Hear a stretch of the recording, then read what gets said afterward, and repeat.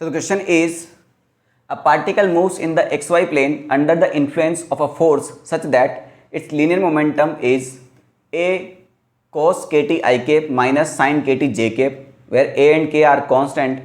The angle between the force and momentum is. ठीक है, तो आपको फोर्स और मोमेंटम के बीच में एंगल निकालना है। सिंपल सा क्वेश्चन है, बस इसमें आइडिया की जरूरत पड़ेगी आपको, है ना। आइडिया कहाँ से निकलेगा? तो बेटा आपसे आइडिया क्वेश्चन में ही है। आपसे एंगल किन के बीच में पूछा है? फोर्स और मोमेंटम के बीच में। तो मोमेंटम तो मेरे पास है, मेरे पास फोर्स नहीं है। तो फोर्स का मोमेंटम के साथ क्या रिलेशन होता है? तो फोर्स का मोमेंटम के साथ रिलेशन होता है बेटा F is equal to D P divide by D T. ये आपने न्यूटन्स लॉज ऑफ मोशन में पढ़ा होगा, ठीक है। सेकेंड लॉ ऑफ मोशन है ये आपका।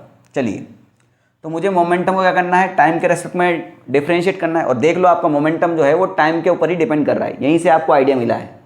इसका डिफरेंशिएशन करते हैं बेटा अपन, ठीक है। तो ए तो बेटा बाहर ही रहता है, इसमें कोई बड़ी बात नहीं है। तो कॉन्स्टेंट तो हमारा बाहर ही आ जाएगा। तो बचा क्या? इसका डिफरेंशिएट करते हैं अपन। तो आई कैप भी अपन साइड में ले लो, कॉस के टी। तो कॉस थीटा का डिफरेंशिएशन क्या होता है? माइनस साइन थीटा, यानी ये हो जाएगा माइनस साइन के टी। और अभी कांस्टेंट और आता है, तो ये कांस्टेंट आगे मल्टीप्लाई होगा, तो इसको मैं माइनस के साइन के टी लिख सकता हूँ। और आई कैप साथ में है ही सही, कोई दिक्कत नहीं। माइनस इसी प्रकार साइन का क्या होगा डिफरेंशिएशन? कॉस थीटा, यानी साइन के टी का हो जाएगा डिफरेंशिएशन कॉस के टी। और के टी का फिर से करेंगे तो एक और के आगे आ जाएगा, ये हो जाएगा जे कैप। इसमें कोई डाउट नहीं। आप दोनों का चाहो तो के कांस्टेंट कॉमन लेके बाहर भी निकाल सकते हो, कोई दिक्कत वाली बात नहीं है, ठीक है। अब दिक्कत ये है कि फोर्स और मोमेंटम के, फोर्स भी हमारे पास आ गया, मोमेंटम भी हमारे पास आ गया।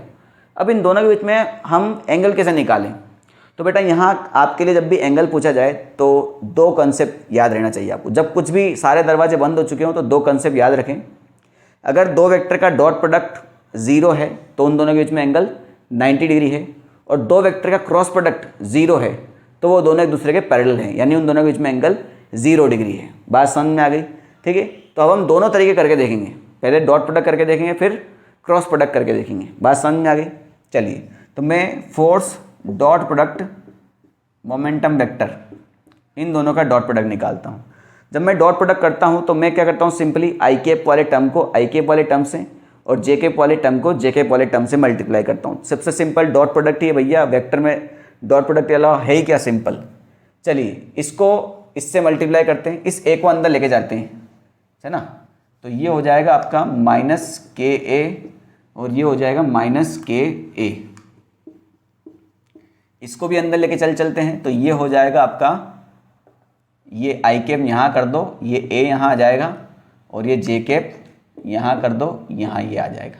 डॉट प्रोडक्ट करते हैं बेटा आई कैप से आई कैप वाला, तो ये हो जाएगा माइनस के ए स्क्वायर साइन के टी कॉस के टी। तो ये हो जाएगा साइन के टी कॉस के टी।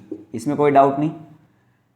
फिर माइनस और माइनस ये तो हो जाएंगे आपके प्लस, के ए इंटू के ए, ये हो जाएगा आपका फिर से के ए स्क्वायर साइन के टी कॉस के टी। तो ये हो जाएगा आपका साइन के टी कॉस के टी, ठीक है। और ध्यान से देखो तो भैया ये दोनों बराबर और नेगेटिव हैं, तो ये दोनों कट जाएंगे। ये दोनों कट गए तो इन दोनों का डॉट प्रोडक्ट क्या आ जाएगा? 0। डॉट प्रोडक्ट 0 आ गया, मतलब इन दोनों के बीच में एंगल कितना आ जाएगा आपका? 90 डिग्री। अभी बताया मैंने। अरे डॉट प्रोडक्ट क्या लिख सकते हो? F P cos theta. F P cos theta 0 है तो फोर्स तो 0 नहीं होगा, मोमेंटम भी 0 नहीं होगा, तो कॉस थीटा को ही 0 होना पड़ेगा। और कॉस थीटा 0 कब होता है? 90 डिग्री पर। तो ये इसका वन एंड ओनली आंसर है 90 डिग्री, ठीक है।